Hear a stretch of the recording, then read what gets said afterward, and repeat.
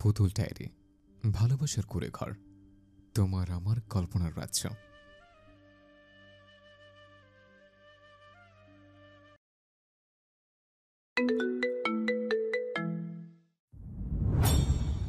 সোহাগ শুধুই ঘৃণার পাত্র। সোহাগরা কেবল প্রতারক হয়।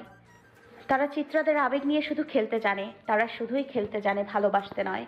চিত্রা ধীর পায় বাগানের দিকে এগিয়ে যায়। সদর দরজার সামনে এসে এক মুহূর্তে দাঁড়িয়ে নেয়। ফারিহা নুরিকে কোলে নেয়, পেছন পেছন আসে। হালকা বাতাস বইছে, গোলাপের গন্ধ মিশে যাচ্ছে চারিপাশে। চিত্রার চোখ গিয়ে পড়ে বাগানের লাল রঙের গোলাপগুলোর দিকে।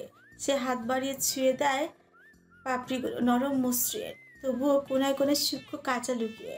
বাগানের ভেতরে কয়েকজন কর্মী ব্যস্ত হাতে কাজ করছে। তাদের মধ্যে দুজন লোক থমকে দাঁড়িয়ে চিত্রার দিকে তাকে ফিসফিস করতে শুরু করে। প্রথমে চিত্রা বিশেষ পাত্তা দেয় না, কিন্তু একটু পর বুঝতে পারে তাদের দৃষ্টির সুবিধা ঠেকছে না। কৌতূহল কিংবা বিস্ময়ের চেয়ে সেই দৃষ্টির মধ্যে ছিল কিছুটা বেপরোয়া আগ্রহ। একজন বলে উঠছে, মাইয়াটা পুরাই কড়া, তবে এইটা কেডা? আগে তো দেই নাই। একজন হাসতে হাসতে জবাব দিল। এরপর দুজনে কুৎসিত হাসতে ফেটে পড়ল। চিত্রা রাগে শরীর গরম হয়ে উঠে। লজ্জা না, ওর রাগ হচ্ছে।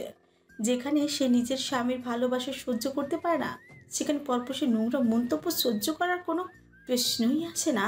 সে এক দণ্ড দেরি না করে এগিয়ে গিয়ে ফুলগাছ থেকে একটা কাটোয়ালা ডাল ছিঁড়ে নেয়। তারপর দৃঢ়ভঙ্গিতে লোকগুলোর দুটোর সামনে গিয়ে দাঁড়ায়। গলার স্বর কঠোর অথচ তীক্ষ্ণ, মনে হচ্ছে আগুনের ফুলকি ছিটকে পড়ছে। আমি কে তা জানা আছে? লোক দুটো চমকে ওঠে, একে অপরের দিকে থাকে, কিছুটা অপ্রস্তুত হয়ে যায়। হঠাৎ একজন চিত্রার পেছনে চোখ রাখে। মুহূর্তেই মুখে ভীতির ছায়া নেমে আসে। বলেন না কেন? চিত্রার কণ্ঠে দৃঢ়তা। চিত্রা ঠিক পেছন থেকে একটা গম্ভীর গলা ফেসে বসল। আপনি মিস্টার ফারাজ ইলাহির স্ত্রী? লোক দুটো এবার আর সময় নষ্ট না করে হাত জোর করে সজোরে বলে উঠল, মাফ কইরা দেন, আমরা বুঝতে পারি নাই আপনি ফারাজ সাহেবের বউ। তাইলে জীবনেও এমন আচরণ করতাম না। এই যে ফাঙ্গাস মাছগুলো সরা। একবার ঘাড় ঘুরিয়ে পেছনে তাকায়। ফারাজ দাঁড়িয়েছে, চোখে কালো সানগ্লাস, প্যান্টের পকেটে হাত গুজে রেখেছে।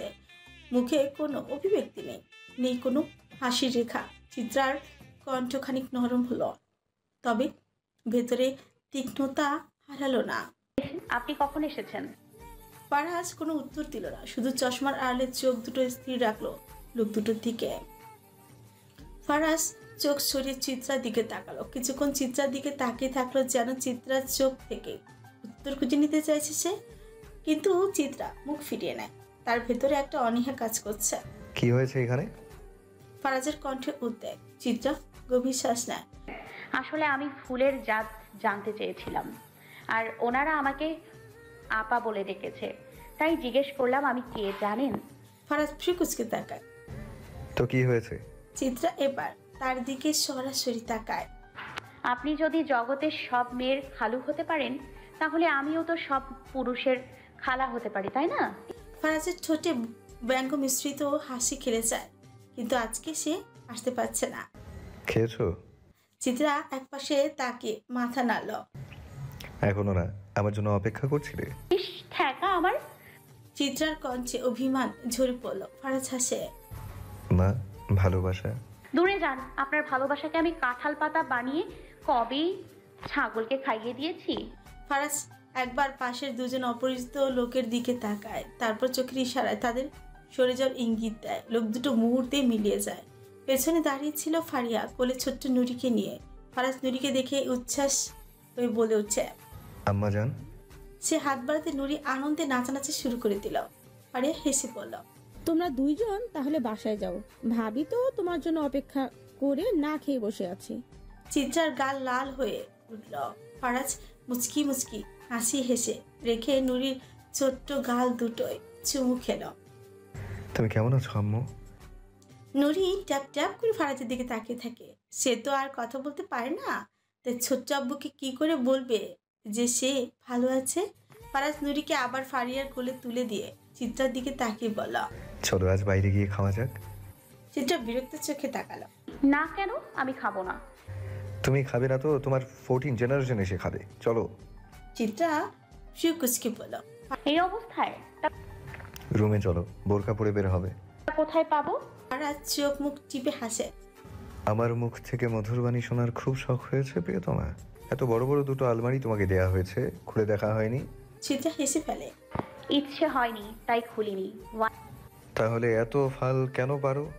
একটু দেরি না করে ফারাজ চিত্রা হাত শক্ত করে ধরে বাড়ির দিকে হাঁটা দেয়। পেছনে দাঁড়িয়ে থাকা ফারিয়া তাদের চলে যা দেখে মৃদু হাসে। এটা তো সে চেয়েছিল, তার ভাই পরিবর্তন। গাড়িতে বসতেই অবশ্য লম্বা একটা সালাম দিল। আসসালামু আলাইকুম ভাবি। চিত্রা কিছুটা অবোধ ভঙ্গিতে জবাব দিল। আলাইকুম আসসালাম। ফারাজ ফ্রি কুচকে তাকিয়ে বলল। কিরে, স্বামী স্ত্রীর মাঝে তুই আবার কি করছিস? অবশ্য ঠোঁটের কোণে হাসি ঝুলিয়ে উত্তর দিল। নিরাপত্তা দিতে। ফারাজ কিছু একটা বলতে যাচ্ছিল, কিন্তু তার আগে চিত্রা কৌতূহলী হয়ে ফারাজকে জিজ্ঞেস করল। আপনি আবার কি? ফারাজ এবার গর্বিত ভঙ্গিতে উত্তর দিল। আমার জানের জিগার, আমরা এক হৃৎপিণ্ডের দুই অংশ। চিত্রা এক পলক অভ্রের দিকে তাকিয়ে নিকাবের নিচে ফিংচি কেটে বলল। তাহলে ভাই জলদি একটা সার্জারি করিয়ে আলাদা হয়ে যান। ওরা যা হৃৎপিণ্ড, তাতে মনে হয় না একসঙ্গে থাকলে বেশি দিন বাঁচতে পারবেন। আকাশের গায়ে ধূসর মেঘের ভারী চাদর যেন সূর্যের আলোকে গিলে খেতে চাইছে। বাতাসের ভেতর একটা ভেজা গন্ধ, দূর থেকে ভেসে আসা কদমার্ত মাটির স্বাদ গুমোট হয়ে আছে চারিদিক। গরম আর আর্দ্রতার ভারে দম বন্ধ লাগছে। সড়কের উপরে ছুটে চলা গাড়িগুলোর হেডলাইট কেমন যেন ফ্যাকাশে দেখাচ্ছে।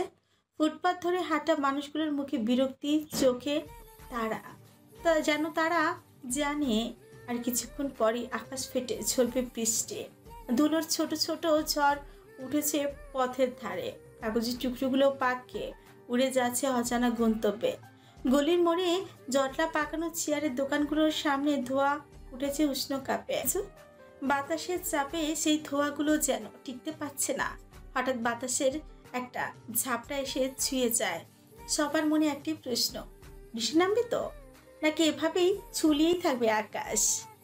105 তলায় ভিআইপি লাউঞ্জ। মৃদু সোনালি আলো চারপাশ নরম হয়ে এসেছে। খাবার খাচ্ছে চিত্রা। খাওয়ার সময় তার কথা বলতে ইচ্ছে করে না। খাওয়ার জিনিসটা তার কাছে প্যাশন, একটা আরাধ্য। এর যে গুরুত্ব সে অন্য কিছুতে দিতেই পারেনি আর পারবেও না। ফারাজ তার পাশেই বসে আছে। আজকেও ঘাস লতার অর্ডার দিতে যাচ্ছিল, তবে চিত্রা ওয়েটারকে ধমকে দুটো কাচ্চি অর্ডার দেয়। ফারাজ কোনো আপত্তি করলো না, শুধু চুপচাপ তাকিয়ে রইল। ফারাজের একটা লোকমা চিত্রা 4 লোকমার সমান। ফারাজের খাওয়ার ধরন দেখে চিত্রা অবাক হয়।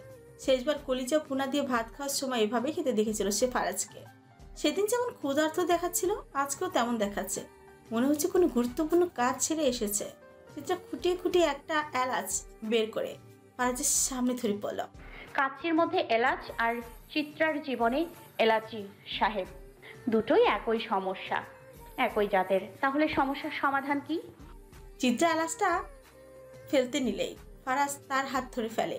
চিত্রার হাত থেকে এলাচটা মুখে পুরি নিয়ে চিবোতে চিবোতে বলল, সমস্যার একটাই সমাধান, খেয়ে ফেলো, গিলে ফেলো। এলাচকে গিলে ফেলো আর ফারাজকে ভালোবাসা দিয়ে একেবারে খেয়ে ফেলো। চিত্রা চারিপাশে একবার তাকায়। ভাগ্যিস এই ফ্লোরটা তার বড়লোক স্বামী পুরো বুকিং করেছিল, তা না হলে তো লজ্জায় মাথায় কাটা যেত। পার্কিং লটে চিত্রা দাঁড়িয়ে আছে। ফারাজ আর অবশ্য আলাদাভাবে কি একটা বিষয় নিয়ে কথা বলছে। চিত্রাকে ফারাজ গাড়িতে বসিয়ে দিয়ে গিয়েছিল, তবে চিত্রা পার্কিং লটের পাশে একটা ফুচকা বিক্রেতাকে দেখে জলদি বেরিয়ে আসে।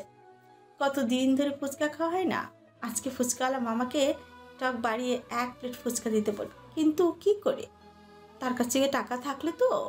বড়লোক স্বামীর ছোট লোক বসে না আছে একটা ফোন, না আছে 50 টাকা। দুটো বাচ্চা ছেলে গপাগপ করে একটার পর একটা ফুচকা মুখেই দিচ্ছে। সেদিকে তাকিয়ে চিত্রা একটা ফাঁকা চোখ গেল। বাচ্চা মানুষের এত ফুচকা খেতে হয়? ওদের মা বাবা শেখায় নিয়ে এসব যে অস্বাস্থ্যকর খাবার এগুলো।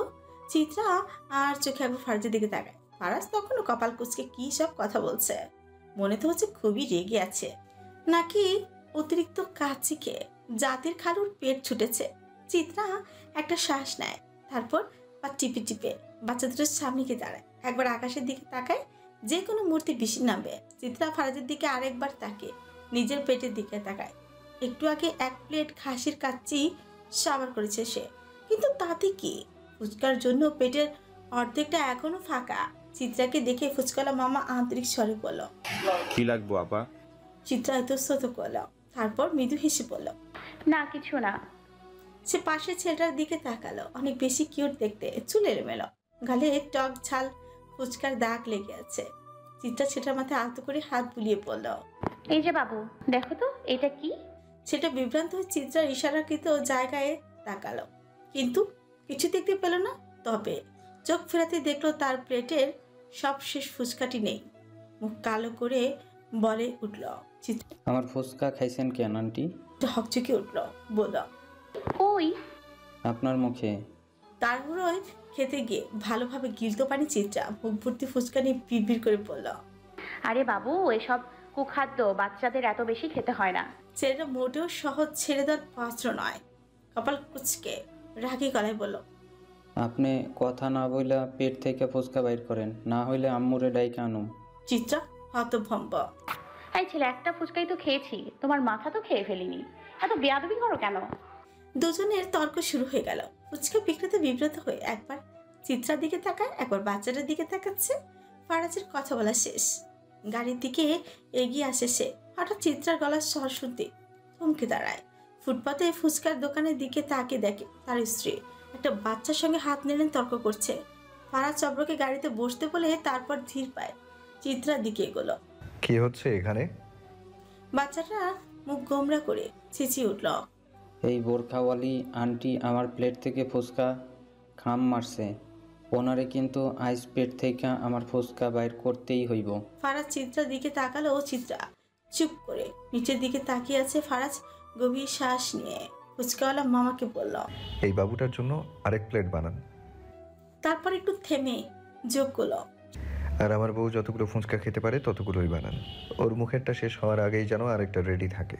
চিত্রার চোখ উজ্জ্বল হয়ে উঠল। খুশিতে সে ধীর স্বরে ফারাজকে বলল, থ্যাঙ্কস। ফারাজ একপাশে ঝুঁকে হিসিয়ে বলল, ধন্যবাদ, যা রাতের জন্য তুলে রাখো বউ। আগেই তো বলেছিলাম আমি কিছু দিলে তার চেয়েও বেশি কেড়ে নিই। রাতের জন্য প্রস্তুত থেকো। চিত্রা ফারাজের কথা শুনে ও কিছু বলল না, শুধু একটা ফুচকা মুখে পুরে নিয়ে ধীর গলায় বলল, ওটা খাবেন? যদি আমার আবার পেট ব্যথা হয়, দেন একটা খান। ফারাজ ছোট বাঁকিয়ে বলল, ধন্যবাদ, তবে মানুষের পেছন চুলকে বানানো অমৃত আমার আবার হজম হয় না, এইসবে অ্যালার্জি আছে। চিত্রার মুখে রাগে লাল হয়ে গেল। চিত্রার মুখ রাগে লাল হয়ে গেল। এই লোকটা কিভাবে ফুচকাওয়ালার সামনে তাকে বদনাম করতে পারে? মুখে একটু যদি লাগাম থাকতো। চিত্রা পুনরায় খাওয়ায় মন দিল। পাশের বাচ্চাটাও দাঁড়িয়ে দাঁড়িয়ে খাচ্ছে। ফারাজ ফোন খাচ্ছে। চিত্রা একসময় মুখে তুলে বলল, মামা, আর একটু মরিচ বাড়িয়ে দেন। ফারাজ এবার ফোন থেকে মুখ তুলে হেসে বলল, মামা মরিচ দেন বাড়াইয়া, কলজা পিত্তি লাগাইয়া। চিত্রা কপাল কুচকে তাকালো। বেশি করছে না এবার? ফারাজ মৃদু হাসল। আরে ও সকালে যখন জ্বলবে তখন বুঝবা বেশি করছি নাকি কম। বিছানার কান্না আর বাথরুমের কান্নার মধ্যে বিস্তর ফারাক। সব কান্নায় সুখ থাকে না প্রিয়তমা। চিত্রা থম মেরে গেল। চোখ গোল করে তাকিয়ে রইল ফারাজের দিকে। এই লোককে সে কি সত্যি সারা জীবন সহ্য করতে পারবে? ফুচকার ঝাল এখন আর মুখে লাগছে না, লাগছে মনে। হঠাৎ দূরে থেকে ভেসে এলো একটি ধারালো শীষের শব্দ। মুহূর্তের মধ্যেই ছুটে এলো গুলি। বিদ্ধ হলো ফারাজের একেবারে খুব কাছ দিয়ে। ঠাস একটা তীক্ষ্ণ ধাতব শব্দে বাতাস কাঁপিয়ে উঠল। এক সেকেন্ডের জন্য চারপাশ নিশ্চুপ হয়ে গেল। কি থেকে কি হয়ে গেল ফারাজ ঠিক বুঝতে পারছে না। তবে চোখের সামনে পড়ে যাওয়া দেহটার দিকে তাকে স্তব্ধ মাটিতে ফুচকার প্লেটটা পড়ে আছে। উষ্ণ গরম রক্তে তলিয়ে গেছে রাস্তা। ফারাজ নির্বাক, কেবল ফারাজের গলা কাঁপল। গলা থেকে স্তব্ধতা ভেদ করে বেরিয়ে এলো। চিত্রা, বৃষ্টির পানি আজ রক্তাক্ত। আকাশ নিজেই আজ শোকগ্রস্ত হয়ে ঝরছে। বিদীর্ণ ধরনের বুকে লালচে জল জমে আছে। রাস্তায় আতঙ্ক ছড়িয়ে পড়েছে, কিন্তু চিত্রা কিছুই টের পাচ্ছে না। তার শরীর নিথর, চোখের পাতা ভারী, রক্তের স্রোতে সবকিছুই যেন ধোঁয়াশা। বুড়িটা তাকে ছুতে গিয়েও ছুতে পারেনি, বরং তার পাশেই দাঁড়িয়ে থাকা ছোট্ট ছেলেটার মাথা ভেদ করে বেরিয়ে গেছে। মস্তিষ্কে ছিটকে পড়া টুকরোগুলো চিত্রার শরীরে এখনো লেগে আছে। ভয় আর ধাক্কায় তার হাত থেকে ফুচকার প্লেটটা পড়ে গেছে কাঁধা চড়ে। হৃৎপিণ্ডের গতি অস্বাভাবিক হয়ে উঠেছে, দৃষ্টি ঝাপসা হয়ে আসছে। কয়েক সেকেন্ডের মধ্যে সমস্ত শরীর নিস্তেজ মাটিতে লুটিয়ে পড়তে নেয় চিত্রা। তবে ফারাজ পড়ার আগেই তাকে সামলে নেয়। কয়েকটা মুহূর্তে কি থেকে কি হয়ে গেল। ফারাজের চোখে মুখে আতঙ্ক, তবে রক্ত কিংবা গুলির শব্দে নয়, বরং চিত্রা নিতিয়ে পড়া দেখে কেমন যেন একটা অনুভব হচ্ছে তার। ওই যে গলায় মাছের কাঁটা বিঁধলে কিংবা শরীরের প্রতিটি অংশ ফালি ফালি করলে যেমন যন্ত্রণা হয়, ঠিক তার চেয়ে বেশি। রহমার জন্য ফারাজ নিজেও থমকে যায়। একবার তাকায় বাচ্চা ছেলেটার লুটিয়ে পড়া রক্তাক্ত দেহের দিকে, অন্যবার তার বুকের সঙ্গে লেপ্টে থাকা নিষ্পাপ প্রিয়তমার দিকে। গুলির শব্দে অভ্র দ্রুত গাড়ি থেকে নেমে আসে। চারপাশে আতঙ্ক ছড়িয়ে পড়েছে, মুষলধারে বৃষ্টি হচ্ছে, তবুও মানুষ অবিরাম ছুটেছে। মানুষের তো বাঁচতে হলে ছুটতে হবে। কিশোরগঞ্জে ইদানিং ছিনতাইকারী, সন্ত্রাস, ডাকাতি ভয়ঙ্করভাবে বেড়ে গেছে। এর মূল কারণ কি এখানকার কাউন্সিলর জাতীয়বাদী বলে? ইসরে, সামান্য ক্ষমতা পেতেই পালোয়ান সাহেবরা অরাজকতা শুরু করেছে। যদিও তাদের দিয়ে এইসবই আশা করা যায়। দলের দোষ দিয়ে লাভ নেই। ফারাজ ফিরছে, চিত্রাকে সঙ্গে নিয়ে ফিরছে। তার গালে কপালের শিরা অবধি নীল হয়ে এসেছে, চোখে জমেছে ধপধপে আগুন। অভ্র ছুটে আসে, সঙ্গে ফারাজের বাকি লোকজন। সবাই তাকে ঘিরে রাখে। যে কোনো মুহূর্তেই আবারও গুলি চালাতে পারে সন্ত্রাসীরা। ভাই জলদি উঠেন, ভাবিনি নিয়ে গাড়িতে যান ভাই। এখানকার পরিস্থিতি ভালো না। কালকে জেল থেকে সাবেক বিএনপি নেতা নাশিদ পালোয়ান পালিয়েছে। দেশের অবস্থা খুব খারাপ ভাই, দেরি করবেন না। ফারাজ তাতে তহত চেপে একটা ঝোঁক গেল, চোখের শিরাগুলো রক্তিময় উঠেছে। এক মুহূর্ত চুপ থেকে সে চিত্রাকে শক্ত করে কোলে তুলে নিল। চিত্রাকে তুই হাসপাতালে নিয়ে যা। অভ্র দ্বিধাগ্রস্ত হয়ে বলল, ভাই আমি যা বলছি তাই কর। কিন্তু এই পরিস্থিতিতে আপনি কোথায় যাবেন, কাকে ধরবেন? আগে ভাবিকে সুস্থ হতে দিন ভাই। মেজাজ গরম করাস না। ফারাজ অভ্রর দিকে তাকিয়ে বলল, আমি জানি এসব কার কাছে, খুব ভালো করেই জানি। তুই চিত্রাকে নিয়ে হাসপাতালে যা। চিত্রা সুস্থ হয়ে বাড়ি ফেরার আগে আমি আমার কাজ সারব। আমার কলিজার ওপর হাত দেয়া, সারাদের কলিজা ছিঁড়ে এনে যদি কুত্তাকে না খাওয়াই, তাহলে আমার আব্বা দুইটা। অভ্র শুষ্ক একটা ঠোক গিলে, এসব ঝামেলায় না গেলে কি হয় না? যেই কাজের জন্য দেশে আসা সেটাই শেষ করে চলে গেলেই তো হয়। শুধু শুধু শত্রু বানানোর কি দরকার? ফারাজ অভ্রকে পাশ কাটিয়ে গাড়ির দিকে এগিয়ে যায়। তার লোকগুলো মাথার উপর ছাতা ধরতে গেলে ফারাজ হুঙ্কার ছাড়ে, আরে ছাতা সরাবি নাকি ছাতা তোদের ছাতা সরা। লোকগুলো সাহস হয় না আর এগোনোর। ফারাজ চিত্রাকে গাড়িতে শুইয়ে দেয়। কালো বোরকা পরা মেয়েটার মুখে নিকাব এখনো। ফারাজ হাত বাড়িয়ে নিকাব সরিয়ে দিয়ে অভ্রকে নির্দেশ দেয়, ফারিয়াকে একটা কল করে হাসপাতালে আসতে বল। আর শুন, এসব খবর যেন বাড়ির কেউ এখনই না জানতে পারে। ফারাজ আরেকবার চিত্রার দিকে তাকায়, তারপর বলে, ও আমার আমানত। আমি ফেরার আগ অব্দি ওকে নিরাপত্তা দেওয়ার দায়িত্ব তোর। যদি কোনো ভুল হয় রে, তাহলে রামদা দিয়ে তোর কল্লা কেটে স্পেশাল মুড়িঘণ্ট বানাবো। অভ্র জবাব দেয় না, গাড়ি ছেড়ে দেয়। তবে যাওয়ার আগে মেইলি গলার একটা কান্নার শব্দ কানে ভেসে আসে। ওই যে বাচ্চাটার মা এসেছে বুঝি, লাশের সামনে পড়ে হাহাকার করছে, সাহায্যের জন্য আকুতি করছে। আচ্ছা, সন্তান হারানোর বেদনা সত্যি খুব পীড়া দেয়। 4টে লাশ পরপর সাজানো, নিথর, বিকৃত, নিঃশেষ, 4 জনেরই সোহানের লোক। সোহান ধীরে ধীরে চায়ের কাপে চুমুক দিচ্ছে আর গভীর দৃষ্টিতে লাশগুলো দিকে তাকিয়ে আছে। খুনের ধরন দেখে বোঝা যাচ্ছে একেবারে পেশাদার কাজ। ছেলেগুলো একটা মাদ্রাসার ছাত্রীকে তুলে নিয়ে ধর্ষণ করেছিল, তারপর ভোরে হত্যা করে জঙ্গল লাশ ফেলে দিয়ে যায়। কিন্তু আফসোস, তাদের কর্মগুলো মানুষের চক্ষু নজরে পড়ে যায়। বলদগুলো একটা কাজও যদি ঠিকঠাক করতে পারত। প্রতিটি লাশের হাতের আঙুল কাটা, নখ তোলা, কান ছেঁড়া। সবচেয়ে ভয়ঙ্কর ব্যাপার, ওদের মূল্যবান জিনিসটাও কেটে ফেলা হয়েছে। সোহান ধীরে ধীরে লুঙ্গির ভাঁজ ঠিক করলো, মুখে তেতো হাসি ফুটল। শালার গুলালে একেবারে হিজড়া বানাইয়া উপরে পাঠাইল। কামটা কি ভালো হইল? সিফাত পাশে দাঁড়িয়ে চুপচাপ, তার মুখ গম্ভীর। কিছুক্ষণ চুপ করে থেকে বলল, ভাই সবাই জেনে গেছে যে ওরা আমাগো দলের লোক ছিল। তার উপর ধর্ষণ আর খুনের ব্যাপারটা হাই প্রোফাইল, কেমনে হ্যান্ডেল করুম? সোহান গোফে আঙ্গুল বুলিয়ে এক পা তুলে বসল। তার কালো চামড়ায় ঘামে চিকচিকে আভা, চোখে অদ্ভুত এক ঝলক। সন্ধ্যা নেমেছে, আকাশে ভারী মেঘ, চারপাশ নিস্তব্ধ, শুধু পেছন থেকে নদীর ঢেউয়ের শব্দ আসছে। জনগণ নাকি গণতুলাই দিছে। সিফাত মাথা নাড়ল। হ ভাই, মেয়েগুলোও মারছে, জুতার বাড়ি দিছে।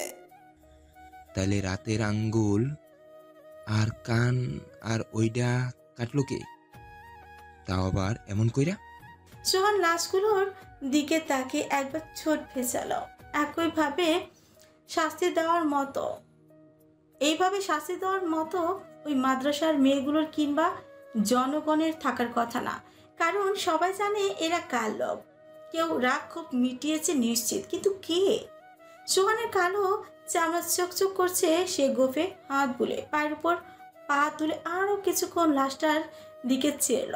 সন্ধ্যা কেবল এখন, আকাশে বৃষ্টি নেই, তবে মেঘ জমে আছে। সকলের মতে এই চারজনকে জনগণ গণধোলাই দিয়েছে। মাদ্রাসার মেয়েগুলো সেখানে ছিল, জুতোর বাড়িও দিয়েছে। তবে সোহানের কেন যেন বিশ্বাস হচ্ছে না। মারধরের ধরন দেখে মনে হচ্ছে কেউ রাগ ক্ষোভ পিটিয়েছে, কিন্তু কে?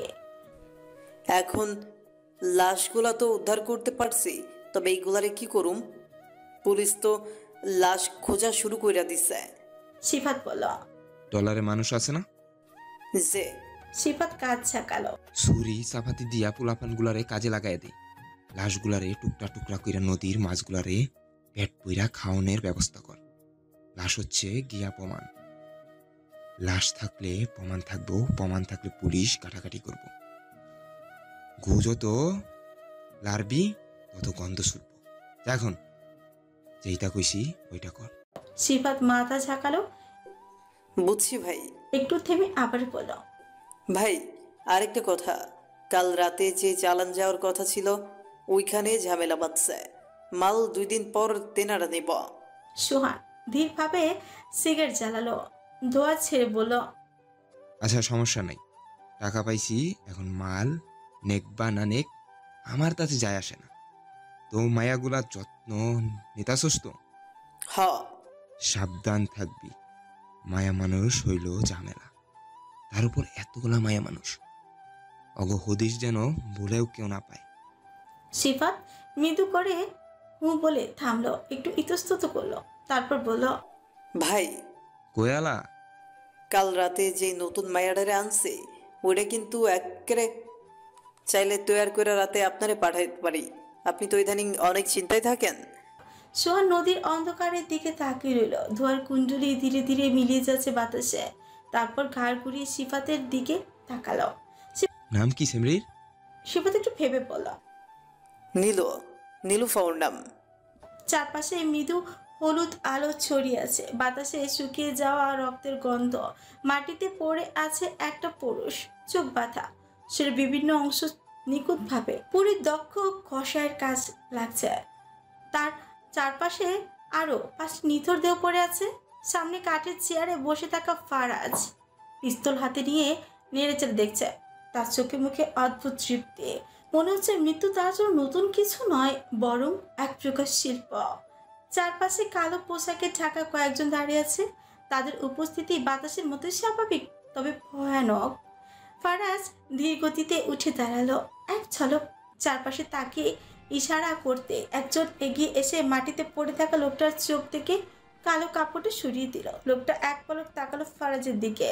ভেতরে সমস্ত শক্তি নিঃশেষ হয়ে আসছে, গলাটা ঢিলে হয়ে এসেছে, শরীর আরো বেশি কুকড়ে গেছে।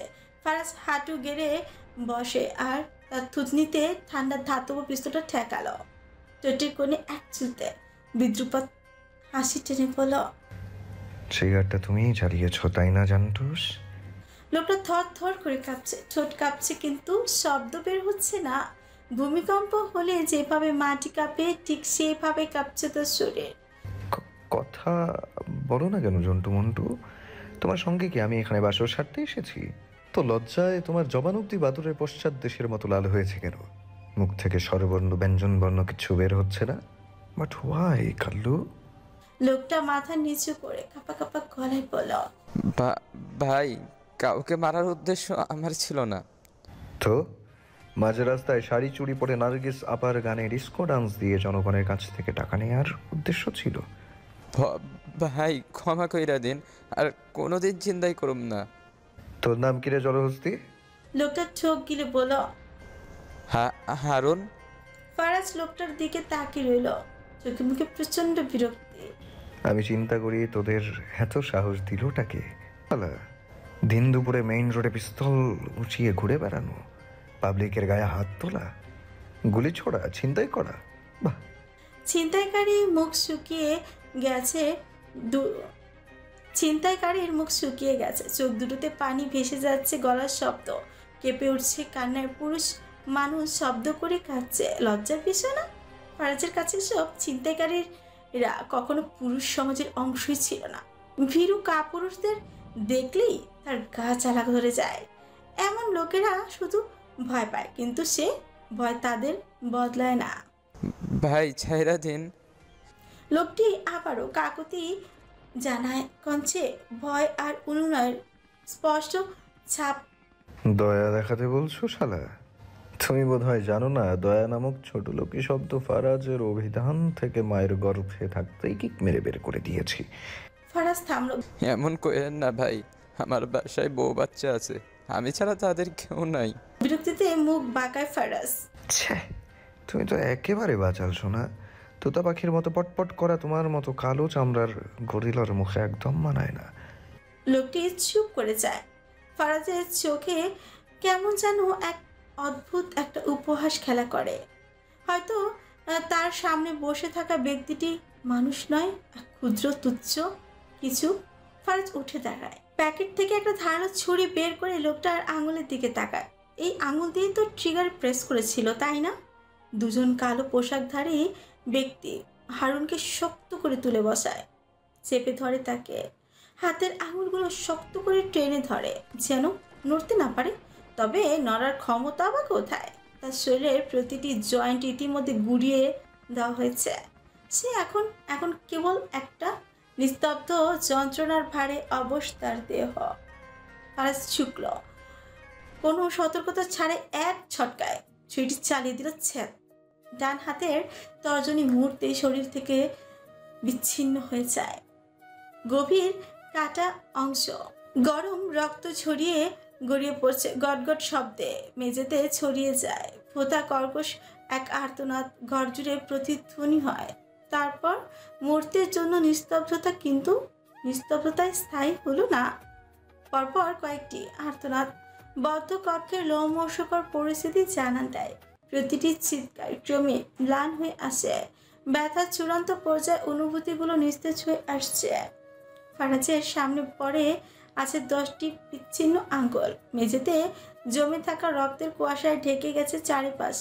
ফারাজের শরীরের শার্টটাও রক্তে ভিজে একাকার।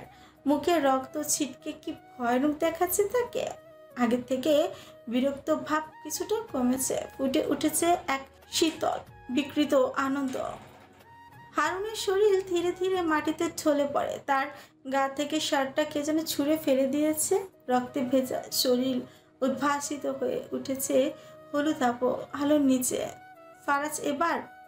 ফারাজ এবার হাতের মুঠোয় তুলে নেয় বড় রামদাটা। চকচকে ফলাটা আলোয় ঝলসে ওঠে।